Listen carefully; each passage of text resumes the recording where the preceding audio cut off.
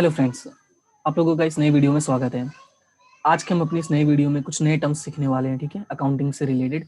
और ये हमारा है 5वां पार्ट। इससे पहले हम लोगों ने 4 पार्ट कंप्लीट कर लिया है और उम्मीद करता हूँ कि आप लोगों ने वो सारे चारों पार्ट देख लिए होंगे। तो आज के इस नए पार्ट में हम क्या नया सीखने वाले हैं? देखो, हर पार्ट में मैंने एक स्पेसिफिक टॉपिक सिलेक्ट किया है जिससे कि तुम्हें अगर कभी दोबारा देखना तो तुम्हें कोई प्रॉब्लम ना हो। तुम्हें पता होना चाहिए कि फर्स्ट टॉपिक में जो टॉपिक पॉइंट है वो तुम्हें सीखना है या नहीं सीखना है। जैसे मैंने सेकंड वाले में लाइबिलिटी बताया, अगर तुम्हें लाइबिलिटी में कोई प्रॉब्लम है डायरेक्टली वही टॉपिक सर्च कर लो, राइट। तो इस तरह से मैंने इस टॉपिक में भी कुछ स्पेसिफिक पॉइंट लिए हैं और वो स्पेसिफिक पॉइंट है debtors, creditors, bills receivable, bills payable से रिलेटेड, ठीक है।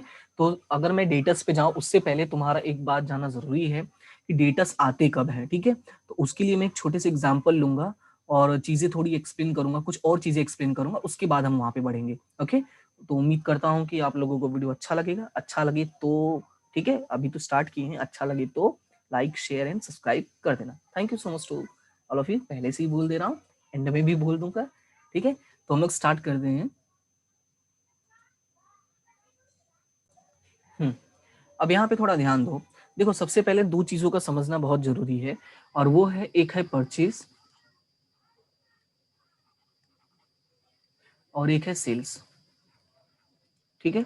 ये दो चीजों का तुम्हें समझना बहुत जरूरी है कि परचेज क्या होता है, सेल्स क्या होता है। हालांकि जहां तक मुझे पता है, हम डेली लाइफ में बहुत सारी चीजें परचेज करते हैं और बहुत सारी चीजें सेल भी करते हैं। बहुत सारी चीजें सेल तो नहीं करते क्योंकि as a normal human being हम, मतलब नॉर्मल ह्यूमन बीइंग का मतलब क्या, हम लोग बिजनेसमैन तो है नहीं। हाँ, लेकिन परचेज बहुत सारी चीजें करते हैं। तो अभी बात आती है कि क्या सारी परचेसेस को हम परचेसेस ही मानते हैं या कुछ और भी मानते हैं। तो मैं छोटा सा ही एग्जाम्पल दूंगा, छोटी सी ही बात बोलूंगा, ठीक है। थोड़ा ध्यान से समझना, एग्जाम्पल पॉइंट ऑफ व्यू से समझाऊंगा। डेफिनेशन ज्यादा नहीं देने वाला इन सब चीजों के लिए, क्योंकि डेफिनेशन तुम्हारा जानना जरूरी है भी नहीं यहाँ पे। सिर्फ मतलब को समझना जरूरी है। मतलब क्या है, देखो, मैं एक छोटा सा एग्जांपल देता हूँ कि मान लो एक बिजनेसमैन है जिसका नाम है मिस्टर ए, ठीक है। मिस्टर ए एक बिजनेसमैन है और बिजनेसमैन ये जो है वो है इलेक्ट्रॉनिक के, ठीक है। किसके? इलेक्ट्रॉनिक के। मैं जेठालाल भी लिख सकता था लेकिन ठीक है, मिस्टर ए लिख दिया। तो इलेक्ट्रॉनिक के बिजनेसमैन है। तो अभी एज्यूम करो कि मिस्टर ए ने कुछ टीवी ऑर्डर दिया, ठीक है। तो यानी कुछ टीवी परचेस की। ध्यान से समझना, कुछ टीवी इन लोगों ने परचेस किया है, फिर साथ में कुछ पैकिंग के सामान परचेस किए हैं, ठीक है। क्या परचेस किए हैं? पैकिंग के सामान। अब देखो, बात समझने वाली ये है कि यहाँ पे दो चीजों का मैंने नाम लिखा, एक लिखा है टीवी और एक नाम लिखा है पैकिंग का, ठीक है। तुम और भी कुछ लिख सकते हो, उससे कोई फर्क नहीं पड़ता। बस मैं ये इलेक्ट्रॉनिक लिया इसलिए मैंने एग्जाम्पल पैकिंग का रखा है। मान लो दिवाली सीजन आ रहा है, अभी दिवाली ऑफर आने वाले हैं, तो दिवाली ऑफर में छोटी छोटी गिफ्ट देते हैं ना। तुम्हें पता है, जो बड़े बड़े लोग होते हैं, इलेक्ट्रॉनिक सामान बेचते हैं, बड़े बड़े शॉपकीपर्स होते हैं, वो अपने कस्टमर्स को अट्रैक्ट करने के लिए क्या करते हैं, छोटे मोटे गिफ्ट देते हैं, ठीक है। ठीक है, तो अभी यहाँ पे ध्यान दो, ये दो चीजों का मैंने एग्जांपल दिया हुआ है। अब एक बात समझो कि जिस चीज का तुम बिजनेस कर रहे हो, ठीक है, याद क्या रखना है तुम्हें, तुम जिस चीज का बिजनेस कर रहे हो, तो बिजनेस किस चीज का कर रहे हो? इलेक्ट्रॉनिक का। और अगर तुमने इलेक्ट्रॉनिक, यानी मैं सिंपल एग्जांपल देता हूँ कि जिसका भी तुम बिजनेस कर रहे हो उससे रिलेटेड अगर तुम कोई भी सामान परचेस करते हो, ध्यान से समझना, अगर तुम जिस चीज का बिजनेस कर रहे हो उससे रिलेटेड कोई भी सामान परचेस करते हो, तो वो सामान को हम क्या बोलते हैं? गुड्स बोलते हैं। वो सामान को हम क्या बोलते हैं? गुड्स बोलते हैं। और सिर्फ उन्हीं गुड्स के लिए ही हम वर्ड यूज करते हैं परचेज का। तो ध्यान देना कि अगर तुम जिस चीज का बिजनेस कर रहे हो, अगर उससे रिलेटेड कोई भी गुड्स तुमने परचेज किया है, then it will be known as a purchase. Now understand this point कि एज्यूम करो कि यहाँ पे मैं एक और एग्जांपल लेता हूँ मिस्टर बी का, ठीक है। और मिस्टर जो बी की दुकान है वो मान लो कि क्लोथ्स की है, ठीक है। किसकी है? क्लोथ की है। अब ध्यान से समझना कि अगर मिस्टर बी की दुकान क्लोथ की है लेकिन उन्होंने एक एसी परचेज किया, ठीक है, उन्होंने क्या परचेज किया? एक एसी। अब ध्यान से समझना, अगर उन्होंने एक एसी परचेज किया है तो अब मुझे एक बार बताओ, क्या इनका बिजनेस एसी का है? नहीं ना, एसी का तो इनका बिजनेस नहीं है। इनका बिजनेस किसका? क्लोथ का बिजनेस है। तो इन दैट केस कि अगर इन्होंने जिस इसका बिजनेस करें अगर उसके अलावा कुछ परचेस किया है, तो तुम ये देखना कि क्या वो बड़े पैमाने पे है या छोटा मोटा कोई ऐसा रिलेटेड चीज है। तो अगर जैसे ऐसा कुछ परचेस किया जिसका यूज करने वाले हैं अपने बिजनेस को और अच्छा मेंटेन करने के लिए, जैसे कोई बड़ी दुकान है तो एसी क्यों लेगा, ताकि कस्टमर्स को अच्छा फील हो, तो इसका यूज करने वाले हैं, तो इसको हम क्या बोलते हैं, एसेट बोलते हैं। ठीक है, तो ये दो चीजें तुम्हें याद रखनी है कि जब भी हम कभी ऐसी चीजों का बिजनेस करते, मतलब जिन चीजों का बिजनेस करते हैं उन चीजों को परचेस करते हैं तो उसको हम गुड्स लिखते हैं, राइट, और उसके लिए हम परचेस वर्ड यूज करते हैं। लेकिन अगर हम जिस इसका बिजनेस नहीं कर रहे हैं वो चीज परचेस करते हैं, ध्यान से समझना, अगर मैं वो चीज परचेस करूंगा तो मैं परचेस नहीं लिख के मैं क्या लिखूंगा कि मैंने एसेट लिया है। बात समझ में आया, मैंने क्या लिया है, एसेट लिया है। आप क्लियर हुआ इतना? ठीक है, ये दो पॉइंट क्लियर हो गया होगा, उम्मीद करता हूं कि अगर जिस चीज का बिजनेस कर रहे हो उसके अगर वो लेते हो तो उसके लिए परचेस वर्ड यूज करना है, और अगर दूसरा कुछ लेते हो तो उसके लिए वो वर्ड लिखना है, जैसे एसेट है। लेकिन उससे रिलेटेड भी कुछ चीजें और होती है, जैसे मैंने ये एग्जांपल दिया था पैकिंग वाला, ये मैंने एग्जांपल दिया था कि इसने पैकिंग क्यों ली है, क्योंकि अभी हाल ही में दिवाली आने वाली है, तो दिवाली में जो अपने कस्टमर्स होंगे उन कस्टमर्स को थोड़े थोड़े गिफ्ट पैक करके देने वाले हैं। तो अभी ध्यान से समझना, तो मुझे एक बात बताओ, क्या ये पैकिंग इतना ज्यादा बड़ा है कि इसको तुम अलग से दिखा सकते हो? नहीं ना, और ना ही तुम इसका बिजनेस करने वाले हो। तो जो ऐसी छोटी मोटी चीजें परचेस करते हो तो उसके लिए हम ना गुड्स लिखते हैं, ना आई मीन ना उसके लिए परचेस लिखते हैं, ना उसके लिए हम एसेट लिखते हैं, उसके लिए हम वही नाम लिख के एक्सपेंस लिख देते हैं। क्या लिखते हैं? जैसे पैकिंग एक्सपेंस। बात समझ में आया? तो ये हमारे लिए क्या हो जाएगा, पैकिंग एक्सपेंस हो जाएगा। आई होप ये पॉइंट क्लियर हो गया होगा। ठीक है, अब उसी तरह से अब इसको दूसरे पॉइंट में लेके चलते हैं सेल्स में। ठीक है, अब जैसे इन्होंने परचेस किया होगा, तो मान लो कि मिस्टर ए ने परचेस किया था, और ठीक है, किससे परचेस किया होगा, मिस्टर सी से। यहाँ पे मैं मिस्टर सी लिख देता हूँ। ठीक है, और यहाँ पे कौन थे, मिस्टर बी थे, तो यहाँ पे मिस्टर डी होंगे। बस इन्हीं दोनों एग्जाम्पल को लेके चलता हूँ। अब ध्यान से समझना कि जब इन्होंने टीवी परचेस किया था तो किसी से तो परचेस किया होगा, तो मान लो मिस्टर सी से परचेस किया था। अब मिस्टर सी से परचेस क्या मतलब, ये भी इलेक्ट्रॉनिक वाले ही होंगे, है ना, ये भी क्या होंगे, इलेक्ट्रॉनिक वाले ही होंगे। तो जब इनसे परचेस किया है तो इनके लिए ये सामान क्या हो जाएगा, इनके लिए भी क्या हो जाएगा, ये गुड्स हो जाएगा। और जब इनके लिए भी गुड्स हो जाएगा तो उसके लिए लोग क्या वर्ड यूज करेंगे, सेल्स वर्ड यूज करेंगे। बात समझ में आया? यानी सेम ही पॉइंट है कि अगर तुम जिस चीज का बिजनेस कर रहे हो, अगर उससे रिलेटेड परचेस या सेल्स है तो उसके लिए परचेस वर्ड लिखना है और सेल्स वर्ड लिखना है। लेकिन अगर कोई ऐसी चीज परचेस कर रहे हो जिसका तुम बिजनेस नहीं करते हो, तो अगर वो बड़ी चीज है तो उसके लिए एसेट वर्ड लिखोगे, और अगर छोटी मोटी चीज है तो उसका तुम एक्सपेंस बना दोगे। तो एक और मैं एग्जांपल देता हूँ। मान लो कि मिस्टर ये जो डी है, मिस्टर डी, एक मान लो ऐसे छोटे मोटे न छोटे मोटे, ये भी इलेक्ट्रिशियन ही है, नॉट इलेक्ट्रिशियन, इनका भी इलेक्ट्रॉनिक का ही बिजनेस है। और इन लोगों ने मान लो कि दिवाली आ रही थी तो नए नोटबुक परचेस कर ली। तुम्हें पता है दिवाली के टाइम पे नॉर्मली जितने भी व्यापारी होते हैं या जितने भी ये परचेसर सेलर्स होते हैं वो नई नई नोटबुक परचेस करते हैं एंट्रीज करने के लिए, राइट, दिवाली में पूजा करते हैं। तो मान लो इन्होंने क्या कर लिया है, नोटबुक परचेस कर लिया है। ठीक है, 2 नोटबुक परचेस कर ली दिवाली के लिए। तो अभी ध्यान से समझना, तो अभी ऐसे केस में ये इसको अब एसेट नहीं मानेंगे क्योंकि कोई बहुत बड़ी चीज नहीं है, और इसको एसेट हम दिखा भी नहीं सकते हैं। तो हम इसको क्या मानते हैं, जब ऐसी कोई चीज परचेस करते हैं जिसका ये यूज कर रहे हैं, तो यहाँ पे नाम आ जाएगा स्टेशनरी।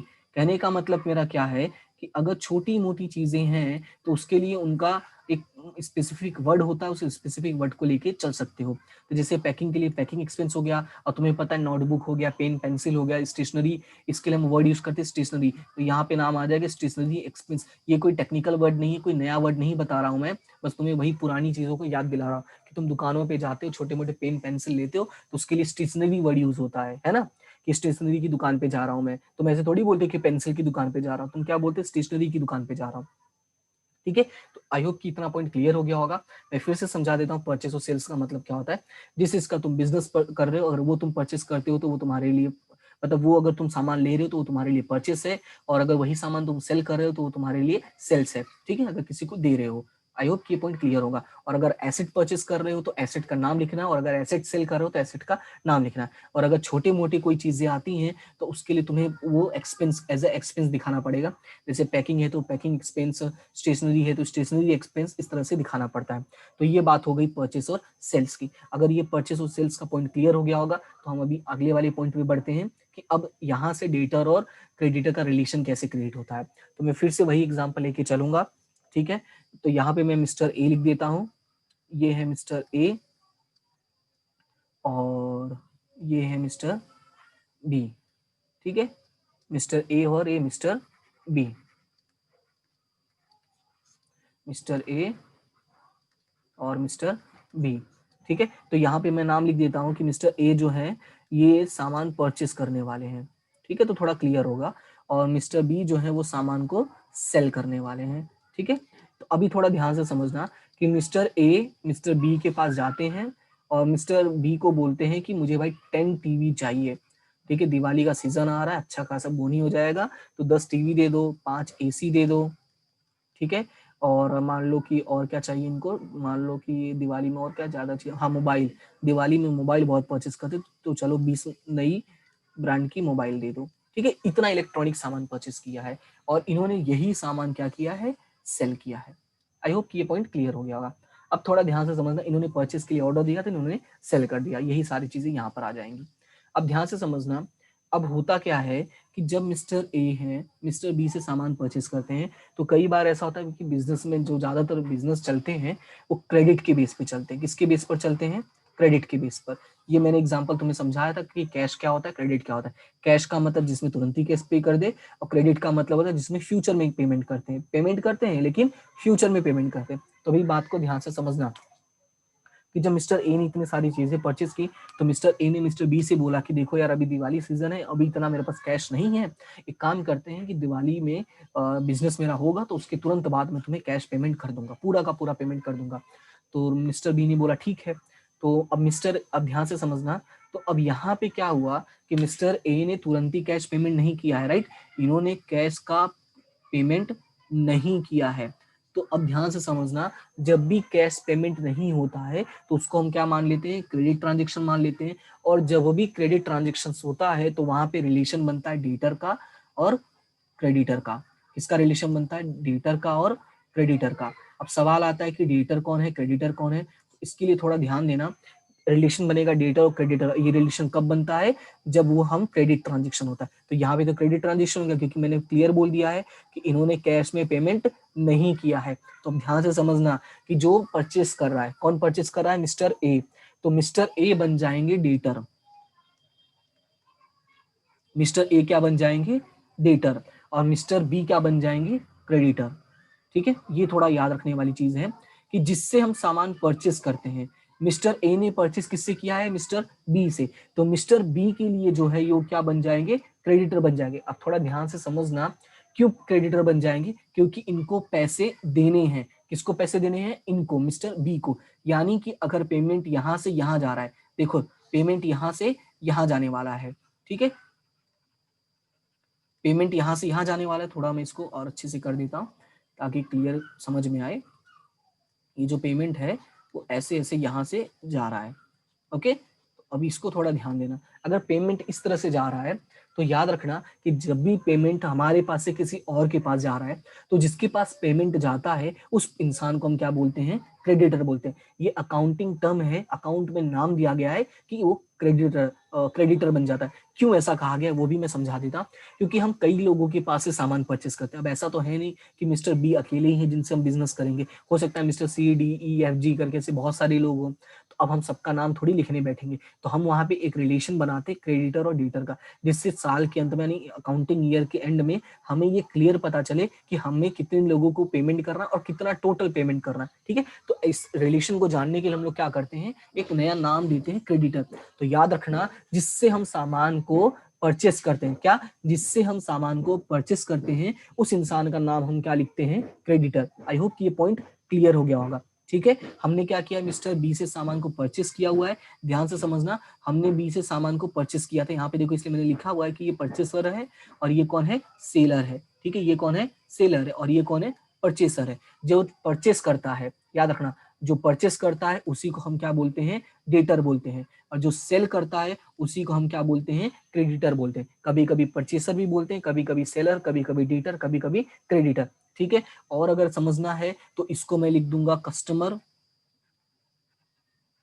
और इसको मैं लिख दूंगा ट्रेडर, है ना।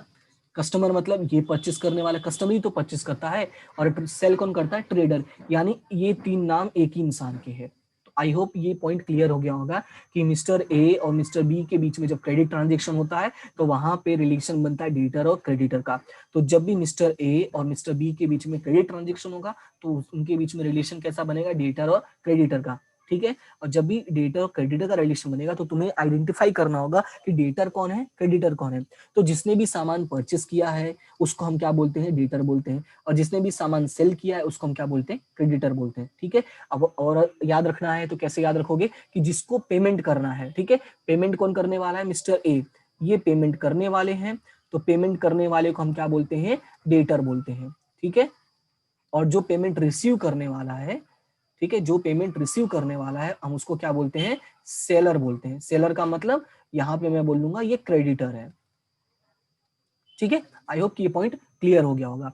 ये उम्मीद करता हूँ कि ये पॉइंट क्लियर हो गया होगा। अब थोड़ा इसका डेफिनेशन देखते हैं कि क्या दिया गया हमें डेफिनेशन, उसके बाद हम अगले पॉइंट पे बढ़ेंगे। तो यहाँ पे ये रहा डेटर और क्रेडिटर, ध्यान से समझो। व्हेन अ बिजनेसमैन, देखो डेटर का मतलब क्या है, when a businessman sells good to his customer those customers are known as a debtor. देखो मैंने वहां पे वही एक्सप्लेन किया है ना कि कस्टमर को इसने सेल किया था, यानी ये किसके पॉइंट ऑफ व्यू से बता रहा हूँ, ये मिस्टर बी के पॉइंट ऑफ व्यू से बता रहा हूँ। किसके पॉइंट ऑफ व्यू से, मिस्टर बी के पॉइंट ऑफ व्यू से, और मिस्टर ए को मैं यहाँ पे डिनोट कर रहा हूँ। ध्यान से समझना कि यहाँ पे क्या लिखा है, व्हेन अ बिजनेसमैन, बिजनेसमैन कौन है यहाँ पे, मिस्टर बी, और इन्होंने क्या किया है, to sells goods to his customer, इनका कस्टमर कौन था, मिस्टर ए, तो ये कस्टमर को हम क्या बोल देंगे, डेटर बोल देंगे। ठीक है, और यही मैंने एग्जांपल देके समझाया है। अब पता चला मैंने इतना एग्जांपल क्यों दिया, क्योंकि इससे फायदा क्या होता है, तुम्हें पॉइंट क्लियर समझ में आ जाता है। ठीक है, अब बात करते हैं क्रेडिटर की तरफ, तो ध्यान से समझना। A businessman does credit sales same as from whom goods are purchase. बात को ध्यान से समझो, क्या बोला है, as a businessman does credit sales same as from the whom goods are purchase. सीधी सी बात है, परचेज सेल्स का तो एक ही जगह से चलता है ना। On credit that particular person is known as a creditor. अब यहाँ पे क्या बोला है कि जैसे सेल कर रहे हो उसी को ध्यान में रखते हुए अगर तुम परचेस कर रहे हो तो तुम्हारे लिए सामने वाला क्या बन जाएगा, क्रेडिटर। यानी यहाँ पे बात कर रहे हैं, मिस्टर ए को पॉइंट पे ले रहे हैं। ठीक है, और ध्यान से समझो इसको। अब यहाँ पे इन्होंने मेन किसको रखा है, मिस्टर ए को, और टारगेट किसको कर रहे हैं, मिस्टर बी को। कैसे पता चला, इन्होंने क्या बोला है, उल्टा कर दो। उल्टा करने का मतलब कि जैसे तुमने सेल किया तो सामने वाले ने परचेस भी किया था, तो सामने वाला परचेस कौन कर रहा है, मिस्टर ए परचेस कर रहे थे, और किससे परचेस कर रहे थे, पर्टिकुलर पर्सन से परचेस किया था ना, तो पर्टिकुलर पर्सन कौन था, मिस्टर बी। यानी मिस्टर ए के लिए जो मिस्टर बी है वो क्या बन जाएंगे, क्रेडिटर बन जाएंगे। अब उम्मीद करता हूँ कि ये पॉइंट में क्लियर हो गया होगा, और ये तुम कभी नहीं भूलोगे डेटर और क्रेडिटर का मतलब क्या होता है। ठीक है, तो मैं छोटा सा फिर से बता देता हूँ, डेटर और क्रेडिटर का मतलब, ये एग्जांपल वाला ही। देखो, मिस्टर ए ने मिस्टर बी से कुछ परचेस किया, तो मिस्टर ए जो है वो डेटर बन जाएंगे, और मिस्टर बी है वो क्या बन जाएंगे, क्रेडिटर। और डेटर को हम कई और नाम से जानते हैं, जैसे कि कस्टमर के नाम से जानते हैं, परचेसर के नाम से जानते हैं। सेम उसी तरह से क्रेडिटर को भी और कई नाम से जानते हैं, जैसे कि सेलर हो गया और ट्रेडर हो गया। ठीक है, तो उम्मीद करता हूँ कि ये दोनों पॉइंट क्लियर हो गया होगा। अब इसी को लेके हम आगे बढ़ते हैं और एक और एग्जाम्पल लेते हैं। एक और एग्जाम्पल, नाम यही रहेगा, कोई भी नाम में चेंजेस नहीं होगा, कंफ्यूजन नहीं होगा। ताकि देखो, मिस्टर ए और ये मिस्टर बी, मिस्टर ए और मिस्टर बी में बिजनेस चल रहा है, रिलेशन बन गया है अच्छा खासा। अब ध्यान से समझना, हमने पिछले पॉइंट में क्या देखा कि मिस्टर ए ने मिस्टर बी से कुछ सामान परचेस किया, तो मैं एज्यूम कर लेता हूँ कि जो टोटल पेमेंट हुआ था वो 2.5 लाख का हुआ था, कि इन्होंने 2,50,000 का सामान परचेस किया था। इसका मतलब ये है कि लीगली इनको 2,50,000 इनको पे करना पड़ेगा, किसको, मिस्टर बी को। लेकिन तुम्हें पता है दिवाली का सीजन है, तो मिस्टर ए ने रिक्वेस्ट किया कि सर प्लीज वेट करो आफ्टर सम टाइम, मतलब जब मुझे अर्निंग होगी दिवाली के बाद तक, क्योंकि दिवाली के बाद तक पता चल जाएगा कितना अर्निंग हुआ कितना नहीं हुआ, दिवाली से पहले से सेल करना स्टार्ट करेंगे, और जो भी अर्निंग होगी on that basis I will pay you all your amount. तो मिस्टर बी ने बोला चलो ठीक है, बर्दाश्त कर लेता हूँ। लेकिन क्वेश्चन होता है ना कि थोड़ा सा यार बिजनेस में रिलेशन की वाली बात आ जाती है, पैसे वाली बात आ जाती है। रिलेशन ठीक है, लेकिन बात पैसे वाली आ जाती है। तो मिस्टर बी ने क्या बोला कि चलो ठीक है, आई एम एग्री, आप सेंड कर देना, कोई दिक्कत नहीं है। तो मिस्टर बी ने क्या किया, एक तरकीब निकाली और मिस्टर ए को कांटेक्ट किया, और ए को कांटेक्ट करने के बाद एक लेटर भेजा। ठीक है, एक क्या भेजा, लेटर भेजा। और उस लेटर में क्या लिखा हुआ था, लेटर समझो या चेक, तुम एक नोट पेपर समझो छोटा सा। उस पेपर में क्या लिखा हुआ था कि मिस्टर ए प्रॉमिस मी कि आप मुझे इस डेट को, कोई भी डेट एज्यूम कर लो दिवाली के बाद की, उस डेट को आप मुझे 2,50,000 रुपीज इस दिन अमाउंट पे कर दोगे, राइट। अब मिस्टर बी ने ऐसा मिस्टर ए को बोला, अब ध्यान से समझना, तो मिस्टर ए ने बोला ठीक है। तो अब ये जो लेटर लिखा है ना मिस्टर बी ने, अब ध्यान से समझना, ये जो लेटर लिखा है ना, इसको हम क्या बोलते हैं, बिल। इसको हम क्या बोलते हैं, बिल। मैं सिंपल लैंग्वेज में बोल दूं, तुम चेक याद रख सकते हो, क्योंकि याद रखने के लिए बोल रहा हूँ। बिल का मतलब चेक नहीं होता, cheque is different thing and bill is different thing. तो मैं तुम्हें पहले डेफिनेशन दिखा देता हूँ, नहीं तो तुम्हें कंफ्यूजन क्रिएट हो जाएगा। देखो, देखो, bill is a written document which comes into existence when there is a credit transactions between purchaser and sellers। वही बात चल रही ना, अगर ये हमने क्रेडिट परचेस सेल्स नहीं किया होता तो ये यहाँ तक हम पहुंचते ही नहीं, मतलब वो हो चुका है इसलिए हम यहाँ तक पहुंचे। तो याद रखना, जब भी क्रेडिट ट्रांजेक्शन होगा तभी ये पॉइंट आता है, बिल वाला पॉइंट, ठीक है। अभी थोड़ा और ध्यान से समझो, as it shows that acceptor, अभी ये मैं नहीं एक्सप्लेन करूंगा, उसके लिए पहले मैं यहाँ पहुंचता हूँ,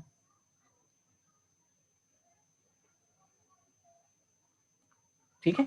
ये एग्जांपल को ध्यान से देखो, मिस्टर बी ने क्या किया था, मिस्टर ए को एक बिल लिखा था। अभी ये बिल का कोई नाम नहीं है, इसका नाम है बिल। तो मिस्टर ए ने मिस्टर बी को एक बिल लिखा था और बोला था that you will pay your amount on this date on this time on this much amount, ऐसा जो भी डिटेल है पूरा लिख के सेंड कर दिया था। तो मिस्टर ए ने बोला ठीक है भाई, रिलेशन है, मेंटेन करना पड़ेगा, एक्सेप्ट करना पड़ेगा। तो मिस्टर बी ने यहाँ पे एक्सेप्ट कर लिया इसको, मिस्टर बी ने क्या किया, इसको एक्सेप्ट कर लिया। अब ध्यान से समझना कि ये एक लेटर आया था, मिस्टर बी ने मिस्टर ए ने एक्सेप्ट किया, और एक्सेप्ट करने के बाद ये लेटर मिस्टर बी को सेंड कर दिया। ध्यान से समझना, आफ्टर एक्सेप्टिंग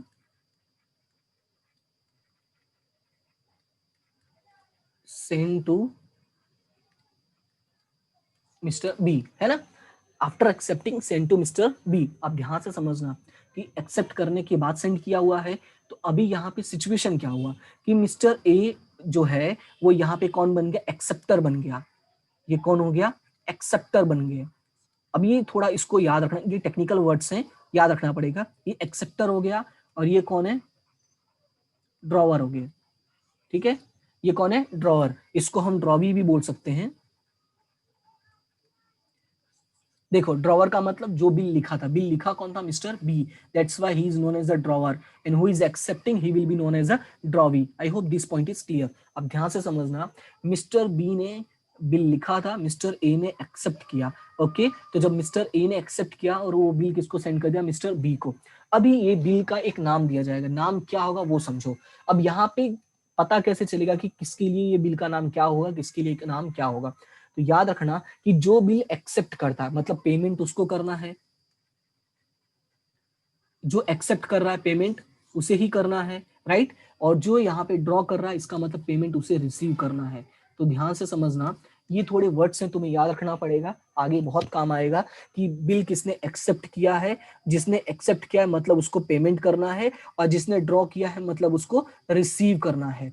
तो जिसको रिसीव करना है उसके लिए बन जाएगा ये बिल रिसीवेबल, उसके लिए क्या बन जाएगा, ये बिल रिसीवेबल, ठीक है। इसके लिए क्या बन जाएगा, बिल्स रिसीवेबल।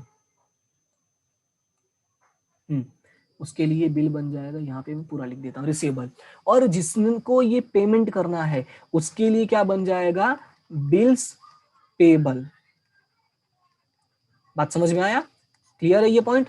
उसके लिए पेबल बन जाएगा और जिसको रिसीव करना है उसके लिए रिसीवेबल बन जाएगा। नाम तो है बिल ही, लेकिन अलग अलग इंसान के लिए देखो अलग अलग रूप है। भगवान तेरी एक ही माया है, कितने सारे तेरे रूप है ना।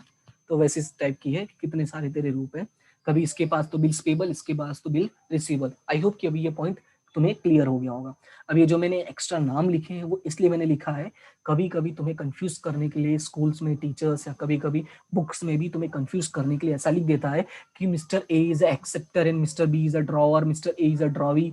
Then at that time you have to understand कि मिस्टर ए यानी जो ड्रॉवर है, जो एक्सेप्टर है, वो सारे एक ही लोग हैं। और एक बात और याद रखना, मिस्टर ए कौन है, यहाँ पे परचेसर भी है ना। मिस्टर ए कौन है, परचेसर भी है।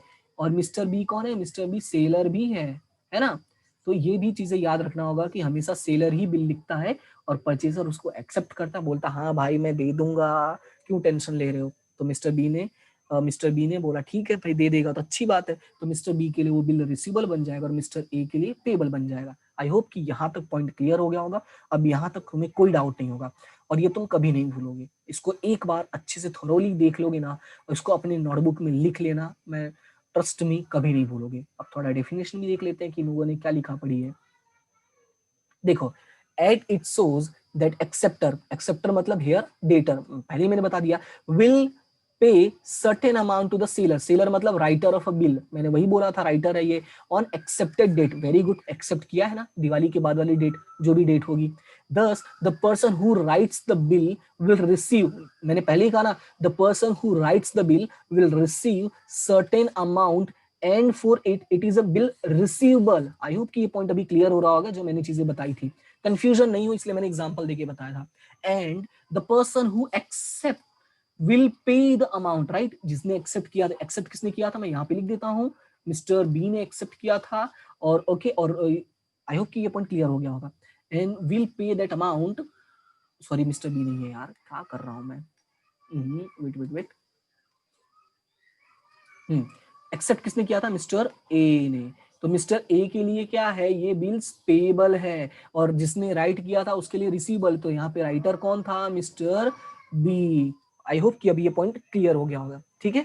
तो आज के लिए इतना ही, debtor, creditor, bills receivable, bills payable, ये चारों टर्म्स बहुत ही जरूरी है अकाउंट के लिए, और जहां भी तुम जाओगे ये चारों टर्म्स तुम्हें सुनने को ही मिलेगा, क्योंकि मोस्ट यूज्ड टर्म है ये अकाउंट में, ठीक है। तो उम्मीद करता हूँ कि तुम्हें वीडियो अच्छा लगेगा, वीडियो मतलब एक क्लास अच्छा लगेगा, समझ में आएगा, और कोई भी अगर डाउट होता है इस वीडियो से रिलेटेड, कोई सजेशन है तो तुम मुझे कमेंट सेक्शन में बता सकते हो, ठीक है।